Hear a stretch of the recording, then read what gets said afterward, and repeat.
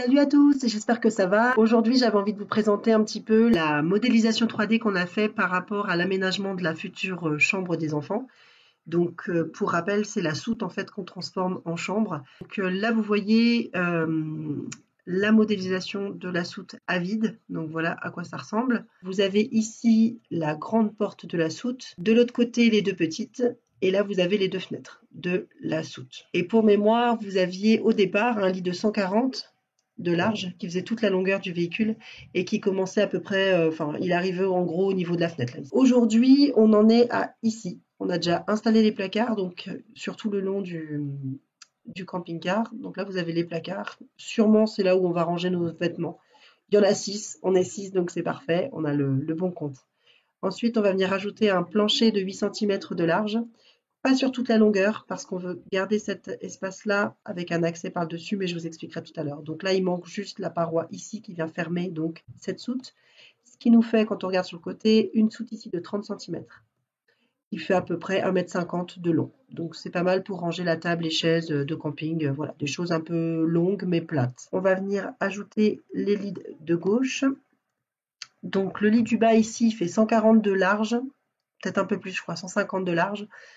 Pour 40 de hauteur et en largeur il fait 60. Donc ce lit là, ce sera le lit de Jonas. Il n'y aura pas d'accès par l'intérieur, ça sera juste un accès par l'extérieur. Donc on peut voir ici, là on a une deuxième soute supplémentaire de 40 cm de large. Vous avez la banquette ici de Kian, donc le numéro 3, avec la petite fenêtre qui sera juste là. Et donc là, elle fera à peu près 15 cm de haut, en sachant qu'on va incruster le matelas dans le coffrage là qu'on va faire. Pourquoi on fait ça? C'est pour gagner un peu de hauteur en fait. Cette banquette, elle sera rabattable vers le plafond, pardon. Comme ça libère un peu de place ici si jamais les enfants veulent s'asseoir. De l'autre côté, on va faire la même chose, sauf qu'on a ici, on a découpé un placard pour gagner 20-30 cm de plus. Donc là, on a des banquettes qui font un 70 ou un 80, je ne me rappelle plus très bien.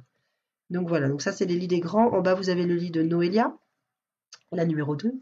Donc pareil, même dimension, 60 cm de large et 40 cm de haut.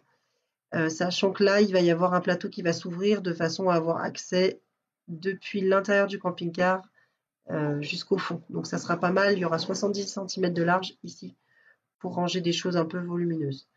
Ces deux fenêtres-là, on va les condamner. Ça veut dire qu'on va pas, on va isoler en fait la couchette de Noélia depuis l'intérieur. Donc quand on ouvrira, on n'aura pas accès à la soute à l'intérieur.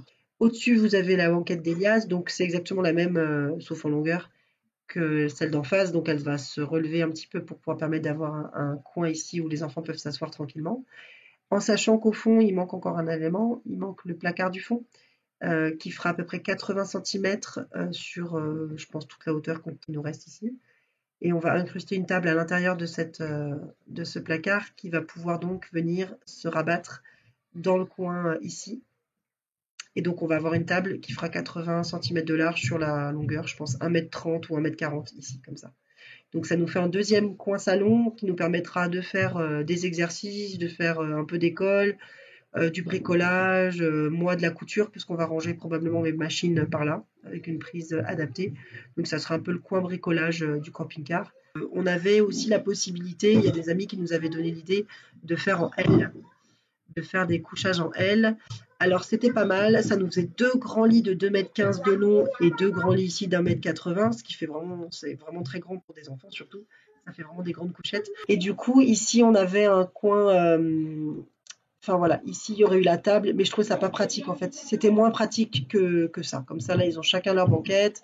On peut les relever, ça fait un grand salon ici au fond, en bas. Et puis on a la table ici, donc pour bricoler, c'est bien. Ouais, j'ai fini. Donc j'espère que ça vous a plu. Oui, j'espère que ça vous a plu et je vous dis à bientôt. La Smala vous salue.